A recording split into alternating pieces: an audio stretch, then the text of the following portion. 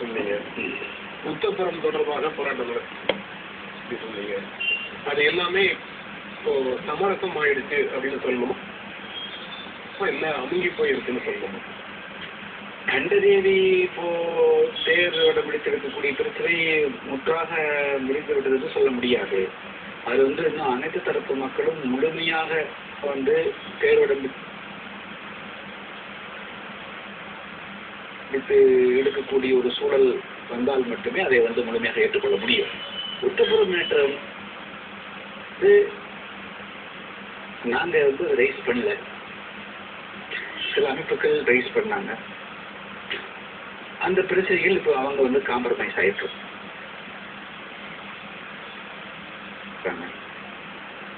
தீண்டாமை ஒழிப்பு முன்னணி அல்லது மார்க்சிஸ்ட் கம்யூனிஸ்ட் கட்சி காம்ப்ரமைஸ் ஆயிட்டாங்க அப்படின்னு எடுத்துக்கலாம். அந்த இஷ்யூக்கு அது அந்த இஷ்யூ நாங்க ரைஸ் பண்ணல, அது முடிந்தது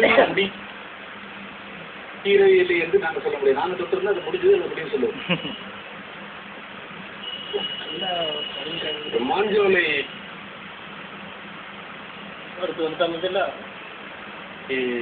தொழிலாளர்களை ஜாதி வேறுபாடுகளை கடந்து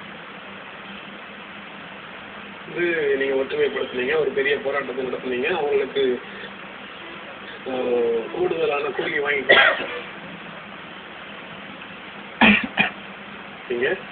கொலை வழக்குகளையும் சந்திச்சீங்க.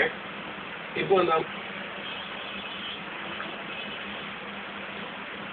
அமைப்பு, தொழிற்சங்க அமைப்பு வலுவானதாக உங்க பின்னாலதான் நிற்குதா? இன்னைக்கு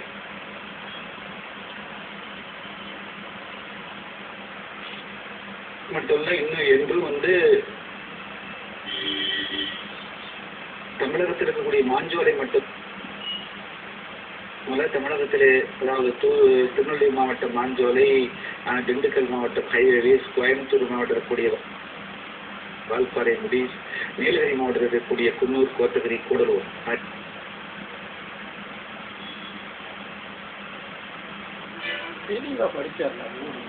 பகுதியில் 50க்கும் மேற்பட்ட தேயிலை தோட்டத்தோட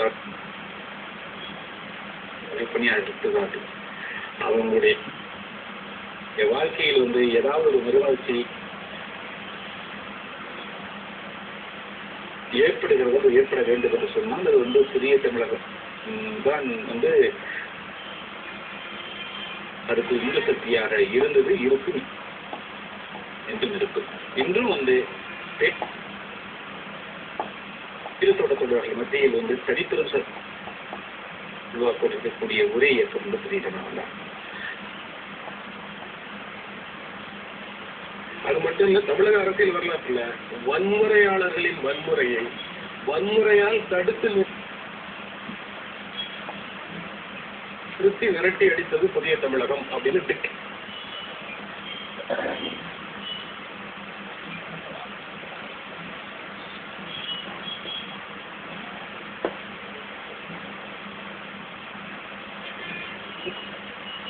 சொல்றதுக்காக அந்த ஒரு சிறிய கிராமம், 100 வீடு 150 வீடு இருக்கு. வாஜ்பாய் வந்தாரு, அத்வானி வந்தாரு, சங்கராச்சாரியர்கள் வந்தாரு, இந்தியாவுக்குரிய அனைத்து அரசியல் தலைவர்களும் ஒரு சிறிய கிராமத்தை நோக்கி படையெடுத்தார்கள். ஆனால் இந்த ஒடுக்கப்பட்ட மக்களுக்கு எதிராக நடந்த வன்முறைகளை தடுத்து நிறுத்துவதற்கு ஒருத்தர் கூட வரதில்லை. அந்த மௌனத்தை நீங்க சுட்டிக்காட்டுங்க. இங்க இருக்கக்கூடிய தமிழக தலைவர் கூட இந்த மதமாற்றத்துக்கு காரணம் யாரால் என்று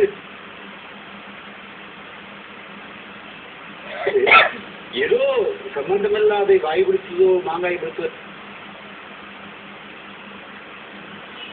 சொன்னார்களே தவிர யாருன்னு சொல்ல.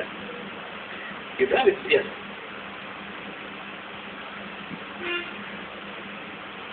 நீங்கள் மதம் மாறுகின்ற பொழுது நீங்கள் உடனடியாக அத்தனை பேர் வந்தீங்களே.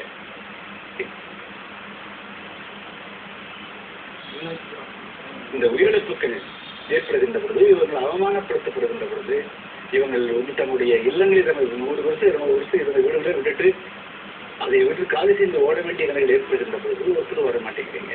ஓட வச்சு தேஞ்சிக்கிட்டு இருக்காம பாருங்க. இதுதான் நாங்கள் இந்த எழுத்துக்களும் பேச்சுக்களும் செய்யவில்லை. நாங்கள் போய் வந்து களத்தில் இருந்தது இன்னும் ஒரு முக்கியமான விஷயத்தை சொல்ல 1995ஆம் ஆண்டு ஆகஸ்ட்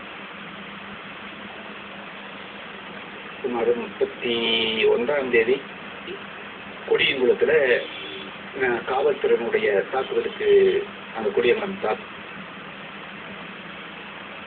இருக்கிறார்கள். முதல் இந்த கிராமத்தை வந்து நான் அதை போய் பார்த்தேன்.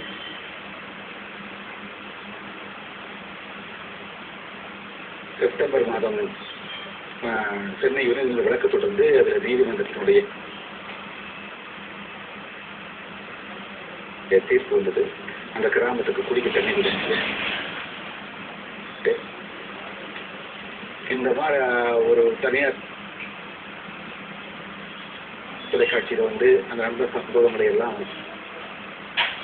வந்து ஒளிபரப்பினார்கள். தமிழ்நாட்டுக்குள் ஒடுக்கப்பட்ட மக்கள் ஒன்று கொந்தளித்தார்கள்.